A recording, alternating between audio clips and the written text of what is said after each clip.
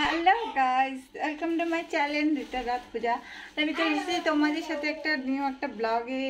তো আমি এখন একটা পার্সেল ওপেন করবো। তো তোমরা দেখো কি এই দেখো আমার হাতে পার্সেলটা। এই এত বড় টুকটা কেন ক্যামেরাটা সেট করে নিই, ঠিক আছে?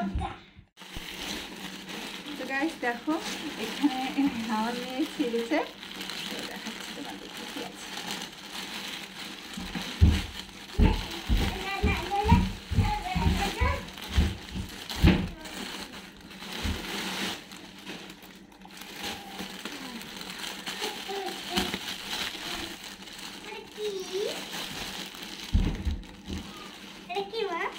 এখানে কিন্তু চেন সিস্টেম করা আছে, ঠিক আছে?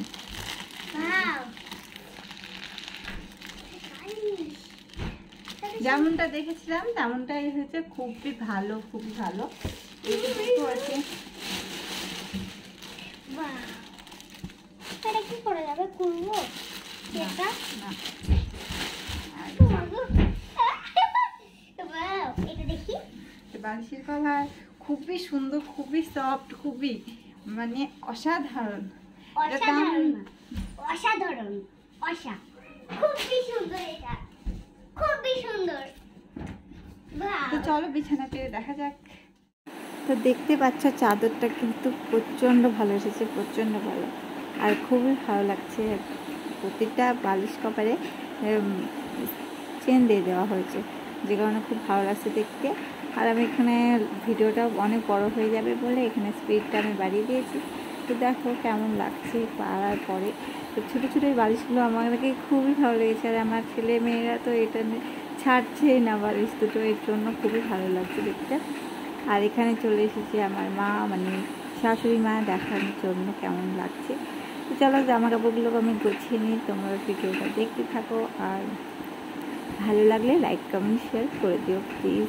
তো দেখো আমি এখানে তাড়াতাড়ি করে জামা কাপড়গুলো গুছিয়ে নিচ্ছি। এবার বিছানাটা পুরোটা দেখো তোমরা কতটা ভালো লাগছে। আর কোল বালিশটাকে সাইডে রেখেছি, কারণ ওখানে দেখতে ওই বালিশগুলোও ভালো লাগছে। কোল বালিশের সে কভারটা যদি বিছানার সেটের সাথে দিত তাহলে আরও একটু বেশি ভালো লাগতো। তো কী করা যাবে, তা আমি এখানে ফলগুলোকে তার নিয়ে চলে এসেছি, আর এখানে সাজিয়ে রেখে দিলাম। আর এবার আমি ঝাড় দিচ্ছি, বা ঝাড় দিলে ঘরটা পুরো পরিষ্কার হয়ে যাবে, তাই না? আর যখন ঘরটা একটু ফ্রেশ ফ্রেশ মনে হবে, তো চলো পর্দাগুলোও ঠিক করে নিলাম। আর খাটের তলায় প্রচণ্ড আমাদের প্রত্যেক দিন নোংরা জমে যায়, কারণ ছেলে মেয়ে খায় এটা ওটা, তো সব কিছু ধরো নিচে থাকে, খাটের তলায়